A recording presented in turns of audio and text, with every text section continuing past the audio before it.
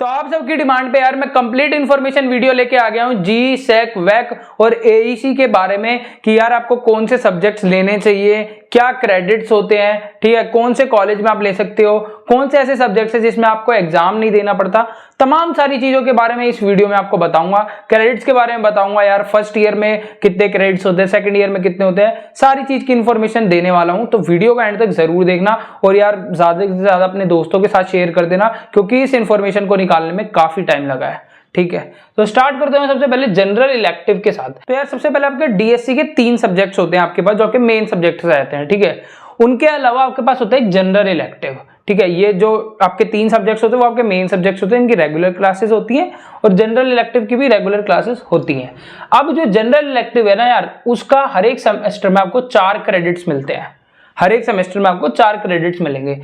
अब minor degree के बारे में बता दूं, 7 सेमेस्टर में अगर आपको 4 क्रेडिट, मतलब कि अगर आप 7 सेमेस्टर लगातार सेम सब्जेक्ट पढ़ लेते हो जो आपने जनरल इलेक्टिव का लिया है, वो 7 सेमेस्टर लगातार पढ़ लेते हो तो टोटल आपको 28 क्रेडिट्स मिल जाएंगे। और अगर आपको 28 क्रेडिट्स मिल जाते हैं तो आप माइनर डिग्री के लिए एलिजिबल हो। तो मतलब अगर आपके पास 28 क्रेडिट्स हैं तो आप माइनर डिग्री, मतलब कि लाइक अगर आप बीएससी में फिजिक्स, केमिस्ट्री, मैथ्स है आपके पास, लेकिन आप पॉलिटिकल साइंस में क्या करना चाहते हो, आप आगे कुछ पढ़ना चाहते हो, तो आप क्या कर सकते हो, 28 क्रेडिट्स आपके पास होने चाहिए। 7 सेमेस्टर में आपने पॉलिटिकल साइंस पढ़ा होना चाहिए, तो आप एलिजिबल हो उसमें माइनर डिग्री के लिए। ठीक है, अब ये आप चेंज भी कर सकते हो, जरूरी नहीं है कि आपको माइनर डिग्री लेनी ही है तो आप 7 सेमेस्टर पढ़ोगे, लेकिन अगर आपको नहीं लेनी है तो आप चेंज कर सकते हो। ठीक है, ये आपके 3 सब्जेक्ट जो आपके डीएससी 1 रहता है, डीएससी 2, डीएससी 3, हर एक से आपको क्या मिलेगा, 4 क्रेडिट्स मिलते हैं। जीई से भी 4 क्रेडिट्स मिलता है, तो टोटल आपके 16 क्रेडिट्स हो जाते हैं। डीएससी 3 सब्जेक्ट्स और जनरल के टोटल मिला के एक सेमेस्टर के 16 क्रेडिट्स आपके पास होते हैं। क्रेडिट्स यार एक पॉइंट लगा लो आपके पास, ये पॉइंट्स और ये क्रेडिट्स के हिसाब से ही आपको डिग्री दी जाती है। 16 क्रेडिट्स पर सेमेस्टर आपको इनके मिलेंगे, डीएससी आपके जो मेन सब्जेक्ट है और जनरल के टोटल मिला के आपके पास 16 क्रेडिट्स होने चाहिए। और ये जो आपके पास सब्जेक्ट होता है जनरल इलेक्टिव के अंदर, ये आपके जो डीएससी के सब्जेक्ट्स होते हैं, लाइक जो आपके मेन सब्जेक्ट्स हैं उनसे अलग होना चाहिए। लाइक अगर आपके पास मैथ्स है तो आपके पास मैथ्स से रिलेटेड आप कोई सब्जेक्ट नहीं ले सकते, आप डिफरेंट फील्ड का सब्जेक्ट लोगे। आपके पास अगर पॉल साइंस है तो आपको पॉल साइंस से रिलेटेड कोई सब्जेक्ट नहीं ले सकते, दूसरे सब्जेक्ट आपको लेना पड़ेगा। तो ये था यार पूरे जनरल इलेक्टिव के बारे में। अब इसकी क्लासेस लगती है, ठीक है, उनसे ये जो आपके सेक, वैक और एईसी है, इनसे रेगुलर इनकी क्लास लगती है। जीई की उनकी उतनी नहीं लगती है। अब मैं आता हूँ सेक के ऊपर। तो यार सेक आपके स्किल एनहेंसमेंट कोर्सेज होते हैं। ठीक है, अब सेक के लिए आपको 2 क्रेडिट्स मिलते हैं पर सेमेस्टर, आपको 2 क्रेडिट सेक के मिलेंगे। इसके अंदर स्किल एनहेंसमेंट कोर्सेज होते हैं यार, जो आपके स्किल ओरिएंटेड कोर्सेज होते हैं। अब इनकी जो लेंथ होती है 4 सेमेस्टर, मतलब 4 सेमेस्टर तक तो आपका ये जो स्किल एनहेंसमेंट कोर्स है आपके साथ रहेगा। मतलब आप हर सेमेस्टर में इसको चेंज भी कर सकते हो, लेकिन 4 सेमेस्टर तक आपके पास स्किल एनहेंसमेंट कोर्सेज रहेंगे। उसके बाद चेंज हो जाएगा जो अलग पैटर्न है, वो बाद में आपको मैं बताऊंगा जब 4 सेमेस्टर हो जाएंगे। ठीक है, अब वीकली इसकी 1 से 2 क्लासेस होती है। पेपर इसके कॉलेज में चेक होते हैं, जनरल इलेक्टिव के पेपर कॉलेज में चेक नहीं होते, इसके पेपर कॉलेज में ही चेक होते हैं और 1 से 2 क्लासेस होती है। मतलब आपको इसका कोई ज्यादा बर्डन नहीं लेना है। इसके अलावा इसमें अटेंडेंस के 4 मार्क्स होते हैं, हर बार चेंज करना है आपको। ये सेक का जो भी सब्जेक्ट है आपको 4 सेमेस्टर में सेक का सब्जेक्ट चेंज करना है। अब अपने कोर्स के अकॉर्डिंग, अब ये जो है ना सेक का सब्जेक्ट आप अपने कोर्स के अकॉर्डिंग ले सकते हो। लाइक अगर आपके पास कॉमर्स है तो आप फाइनेंस से रिलेटेड, अकाउंटिंग से रिलेटेड, बिजनेस से रिलेटेड, मैनेजमेंट से रिलेटेड कोर्सेज लेना। और अगर मैथ्स है तो आईटी से रिलेटेड हो गया, मैथमेटिकल रीजनिंग स्किल से रिलेटेड हो गया। अब अपने अकॉर्डिंग यार, ये आपकी विल है, इसके अकॉर्डिंग आपको लेना है। कोई किसी की बातों में आके आपको कोई सब्जेक्ट नहीं लेना है, आपके इंटरेस्ट के अकॉर्डिंग लेना है। और इसमें कुछ ऐसे सब्जेक्ट्स भी होते हैं, इसमें कोडिंग भी है।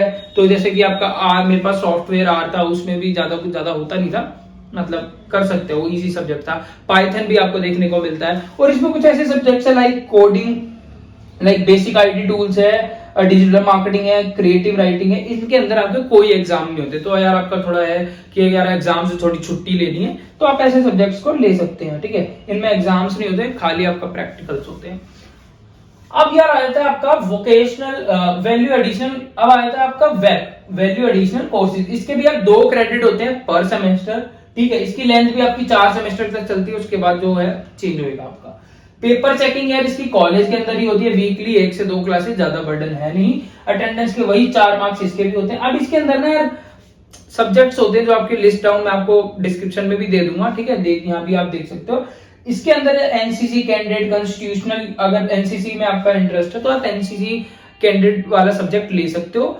ये आपका क्या है, अगर आपने एनसीसी कैंडिडेट ले लिया तो अगर फर्स्ट सेमेस्टर में आप ले रहे हो तो 4 सेमेस्टर तक आपको उसमें लेना पड़ेगा, ठीक है। ऐसे 1-2 और सब्जेक्ट्स भी होते हैं इसमें, वैदिक मैथ्स भी होता है, और कॉन्स्टिट्यूशनल जैसे कि कॉन्स्टिट्यूशन से रिलेटेड सब्जेक्ट्स है, यूपीएससी वाले उसे ले सकते हैं। तो इसको आप अपने इंटरेस्ट के अकॉर्डिंग इसको लेना। इसके अलावा इसमें sports for life, fit India ऐसे सब्जेक्ट्स हैं जिसके अंदर एग्जाम नहीं होते, तो एग्जाम्स का बर्डन है, तो मैंने आपको बता दिया इन सब्जेक्ट्स के अंदर एग्जाम नहीं होंगे। अब आ जाता है चौथा, AEC ability enhancement courses. Length इसकी भी 4 सेमेस्टर रहती है, वीकली 1 से 2 क्लासेस, पेपर चेकिंग कॉलेज के अंदर।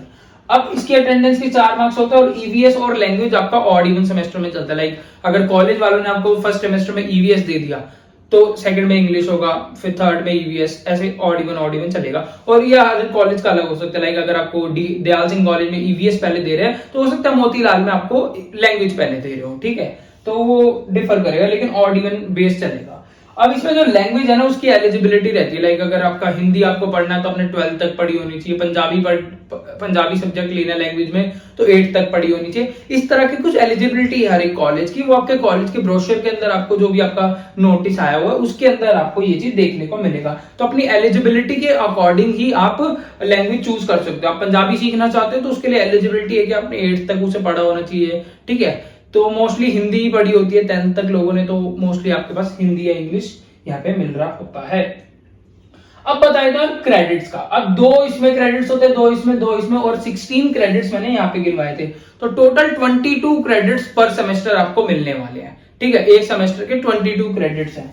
अब अगर आपके पास एक साल के अंदर कितने हो जाएंगे, 44 क्रेडिट्स हो जाएंगे। 22 2 सेमेस्टर होते हैं तो 44 क्रेडिट्स हो जाएंगे। और अगर आपके पास 44 क्रेडिट्स हो जाता है तो आपको अंडर ग्रेजुएशन का सर्टिफिकेट मिल जाएगा, ठीक है। क्रेडिट्स का ये है, अगर आपको 44 क्रेडिट्स मिल गए तो आप अंडर ग्रेजुएशन का सर्टिफिकेट मिल जाएगा। और आप ये भी कर सकते हो, लाइक अगर आपका फर्स्ट ईयर में आपने फर्स्ट ईयर कंप्लीट करके 44 क्रेडिट्स आपको मिल गए और उसके बाद आपने ड्रॉप ले लिया, किसी रीजन से आपने ड्रॉप ले लिया, उसके बाद 3 साल बाद आप दोबारा उसी कॉलेज में वहीं से स्टार्ट कर सकते हो, सेकंड ईयर में आ सकते हो दोबारा की दोबारा। ऐसा नहीं कि आपको फर्स्ट ईयर दोबारा जाना पड़ेगा, क्योंकि आपके पास क्रेडिट्स रहेंगे, 44 क्रेडिट्स रहेंगे। बस ये एक एलिजिबिलिटी रहती है कि वहां पे सीट्स खाली होनी चाहिए। उसके अलावा अगर आप 2 साल पढ़ लेते हो तो 88 क्रेडिट्स आपको मिल जाएंगे, और 88 क्रेडिट्स का मतलब डिप्लोमा का सर्टिफिकेट आपको मिल जाएगा। 88 क्रेडिट, अगर 2 साल आपने 88 क्रेडिट्स आपको मिल जाएंगे। 132 क्रेडिट्स आपको मिल जाएंगे 3 साल के अंदर, और अगर मिल जाएंगे तो आपको डिग्री मिल जाएगी। 3 साल में 132 क्रेडिट्स तो आपको डिग्री मिल जाएगी। और 176, अगर आप 4 साल पढ़ते हो तो 176 क्रेडिट्स आपके हो जाते हैं। और अगर आपको ऐसा हो जाता है तो रिसर्च प्लस ऑनर्स की डिग्री आपको मिल जाएगी 176 क्रेडिट्स पर। तो ये क्रेडिट्स का खेल है कि आपको first year, second year, third year उस क्रेडिट्स का अकॉर्डिंग आपको डिग्री जो सर्टिफिकेट्स है वो मिलेंगे, ठीक है। तो ये था यार जी सेक, वेक और एईसी। दूसरे कॉलेज में अगर आप करना चाहते हो तो यार उन कॉलेज के एडमिन जो होता है, जो आपको नोटिस वगैरह उनकी वेबसाइट पे चेक कर सकते हो, उनके कॉलेज जाके विजिट करके फिर वहां से आपको वो चूज करना पड़ता है। तो वो आपका कॉलेज में भी बता देंगे आपको, और उनकी वेबसाइट पे आप जाके चेक कर सकते हो। तो वहां पे आपको इन दो जो सेक और वेक के हैं उसमें आप दूसरे कॉलेज में एलिजिबल हो तो आप वहां पे देख सकते हो उनकी वेबसाइट पे। तो होप आपको यार ये कंप्लीट इन्फॉर्मेशन समझ में आई होगी। इसके अलावा यार मैंने कोशिश करी थी कंप्लीट इन्फॉर्मेशन आपको दे सकूं, फिर भी आपका कोई डाउट रहता तो मेरे को कमेंट सेक्शन में जरूर बताना। तब तक मिलते हैं नेक्स्ट वीडियो में। All the very best.